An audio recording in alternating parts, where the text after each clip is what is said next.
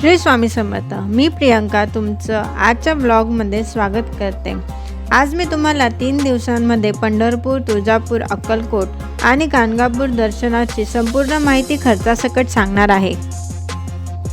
आजचा प्रवास सुरू झाला कल्याण स्टेशनवरून, जिथे आम्ही सिद्धेश्वर एक्सप्रेसने सोलापूरच्या दिशेला निघालो. रात्रभर प्रवास करून आम्ही दुसऱ्या दिवशी पहाटे सोलापूरला पोहोचलो.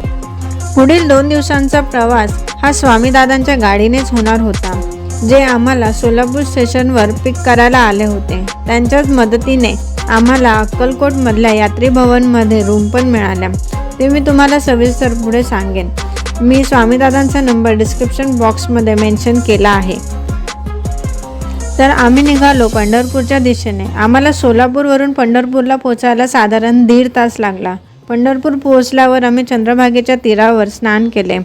तसे पंढरपूरमध्ये रूम बुक न करता 50 रुपये चार्जेस देऊन तुम्ही फ्रेश देखील होऊ शकता.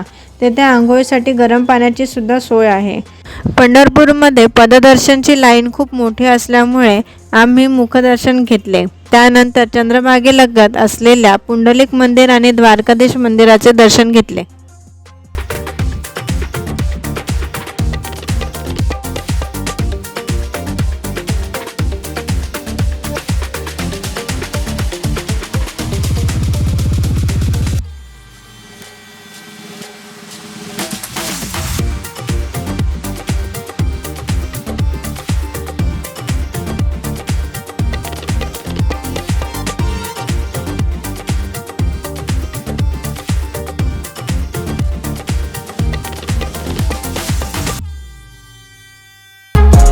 नंतर आम्ही जेवण करून तुळजापूरच्या दिशेने निघालो.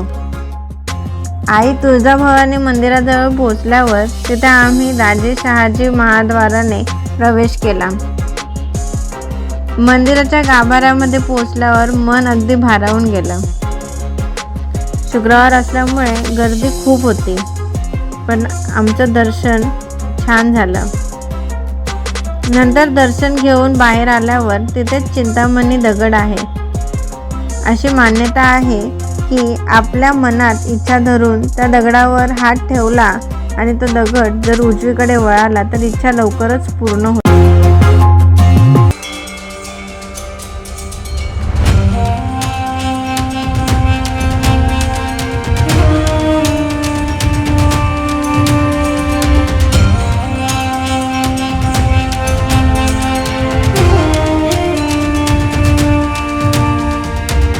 थोडी विश्रांती घेऊन आम्ही अक्कलकोटच्या दिशेने निघालो. आम्ही अक्कलकोटमध्ये पोहोचलो. संस्थेचे रूम हे ऑनलाईन बुक होत नाहीत, त्यामुळे तिथे जाऊनच बुक करावे लागतात. तसेच तिथे निवासासाठी बरेच पर्याय उपलब्ध आहेत, जे तुम्हाला 700 ते 900च्या रेंजमध्ये आरामात मिळतील. आम्ही पोहोचल्यावर रूम अवेलेबल नसल्याने स्वामीदादांनी आम्हाला सल्ला दिला की तुम्ही दर्शन आणि महाप्रसाद घेऊन या, तोपर्यंत मी रूमची व्यवस्था करतो. मग आम्ही त्यांच्या सल्ल्याप्रमाणे गाडीत बॅगा ठेवून दर्शनाला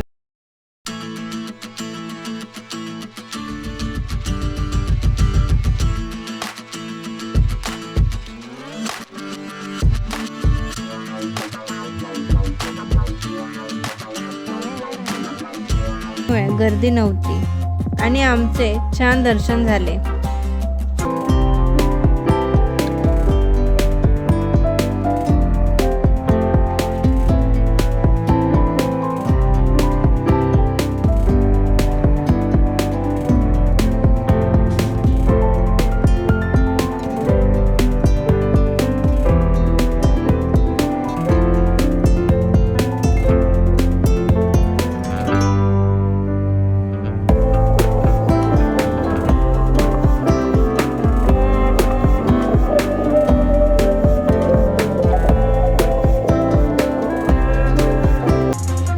त्यानंतर आम्ही महाप्रसादाचा लाभ घेतला.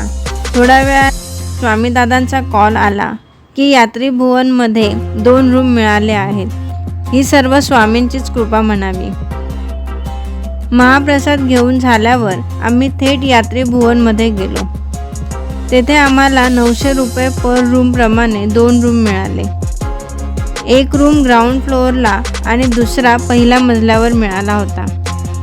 दोन्ही रूम खूप स्वच्छ होते.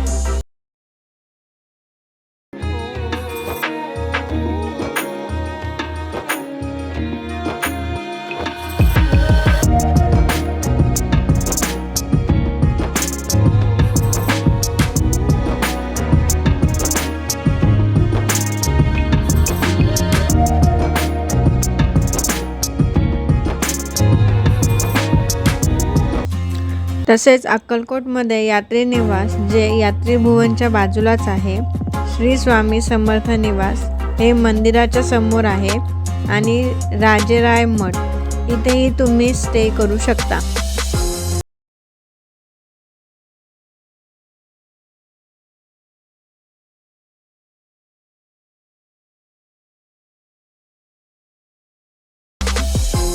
अशा प्रकारे आमचा पहिला दिवस संपला. दुसऱ्या दिवशी आम्हाला काकड आरती, गाणगापूर आणि अक्कलकोटमधील इतर मंदिरं बघायची होती. आम्ही काकड आरतीने दुसऱ्या दिवसाची सुरुवात केली. नंतर नाश्ता करून झाल्यावर स्वामीदादा आम्हाला पिक करायला आले आणि आमचा गाणगापूरच्या दिशेने प्रवास सुरू झाला. भीमा व अमरजा या 2 पवित्र नद्यांचा संगम गाणगापूर या जागृत शक्तिपीठावर झाला आहे. या संगमस्थानी भगवान श्री नृसिंह सरस्वती नित्य स्नान करत असत. सदर संगम निर्गुण मठापासून 2 ते 3 किलोमीटर आहे. इथे जाण्यासाठी आम्ही गाणगापूरवरून 30 रुपये प्रति रिटर्न अशी लोकल ऑटो केली. संगमाची पूजा करून दिवा सोडण्याची प्रथा आहे. संगमापासून वरती जाताना पवित्र औदुंबर वृक्ष आहे. या वृक्षामध्ये साक्षात दत्तप्रभूंचा वास आहे. संगमी स्नान करून या औदुंबर वृक्षाला 11, 21, 108 प्रदक्षिणा घालतात. या दिव्य वृक्षाखाली अनेक सिद्ध भाविक गुरुचरित्र या जागृत ग्रंथाचे पारायण करतात. औदुंबर वृक्षाला प्रदक्षिणा घालून आम्ही निर्गुण मठाच्या दिशेने निघालो. वाटेत आम्हाला हनुमानाची भव्य प्रतिमा दिसली. तिथे फोटो काढण्यासाठी थांबलो. गाणगापूर येथे दत्त महाराजांचा दिव्य अवतार श्री नृसिंह सरस्वती महाराज यांनी 22 ते 23 वर्ष वास्तव्य केले. श्री नृसिंह सरस्वती महाराज हे ज्या वेळेस श्रीशैल यात्रेस निघाले त्यावेळी सर्व भक्तांच्या व शिष्यांच्या आग्रहावरून त्यांनी आपल्या निर्गुण पादुका इथे ठेवल्या. या पादुकांना सगुण आकार असूनही त्यांना निर्गुण पादुका म्हणतात. दुपारी 12:30च्या सुमारास श्री दत्तप्रभूंना महानैवेद्य दाखवून आरतीचा कार्यक्रम होतो. आरती चालू असताना भक्त भिक्षा मागण्यास मंदिराबाहेर जातात व भिक्षा मागून झाल्यावर ती भिक्षा मंदिरामध्ये येऊन ग्रहण करायची असते. या ठिकाणी येणारे दत्तभक्त यथाशक्ती अन्नदानाचा कार्यक्रम सुद्धा करतात. आरती झाल्यानंतर आम्ही अक्कलकोटच्या दिशेने निघालो. आम्ही अक्कलकोट पोचल्यावर थोडी विश्रांती घेऊन संध्याकाळी बाळप्पा मठाच्या दिशेने निघालो. बाळप्पा महाराज मठामध्ये स्वामींचे परमभक्त बाळप्पा यांची समाधी आहे. स्वामींनी बाळप्पा यांना चरण पादुका देऊन स्वतंत्र मठ बांधण्यास सांगितले. यालाच बाळप्पा मठ आणि गुरु मंदिर असे सुद्धा म्हणतात. स्वामींच्या पायांचे ठसे आजही गुरु मंदिराच्या फरशांवर दिसतात. पायांचे ठसे असलेल्या फरशीवर चौकोनाने खूण केली आहे.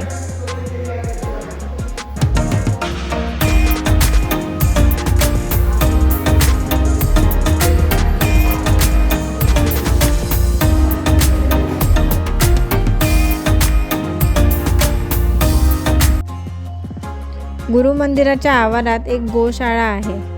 तिथे आम्ही गोसेवा केली आणि श्री स्वामी समर्थ महाराज समाधी मठाच्या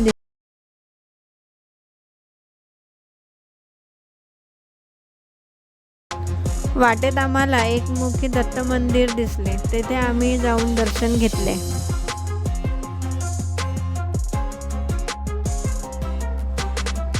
स्वामींचे परमभक्त चोळाप्पा महाराजांच्या घरामध्ये स्वामींनी जवळपास 21 वर्ष वास्तव्य केले. त्यानंतर महाराजांनी येथेच समाधी घेतली. अक्कलकोटमध्ये स्वामींचे वास्तव्य असताना गावातील वटवृक्ष मंदिराजवळील वटवृक्षाखाली स्वामी दुपारी बसायचे आणि संध्याकाळी स्वामींचा मुक्काम चोळाप्पा महाराजांच्या वाड्यात असायचा. आजही चोळाप्पा यांचे वंशज स्वामी सेवेची परंपरा अखंडितपणे चालवत आहेत.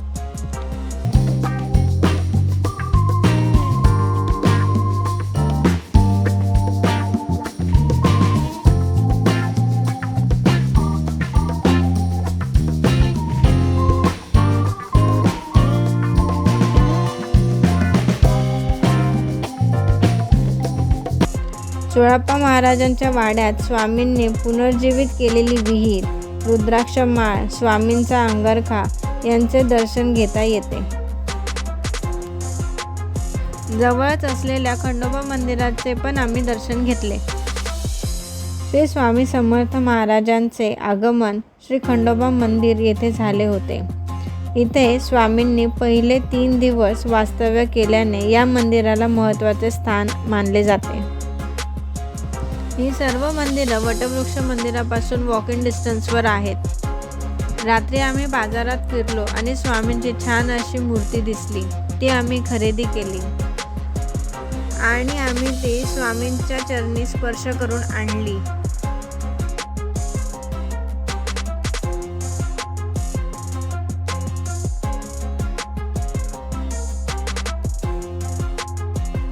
सकाळी यात्रीभुवनमधून चेकआउट करून रिक्षाने अक्कलकोट रेल्वे स्टेशनवर पोहोचलो. तिथून आमचा परतीचा प्रवास सुरू झाला.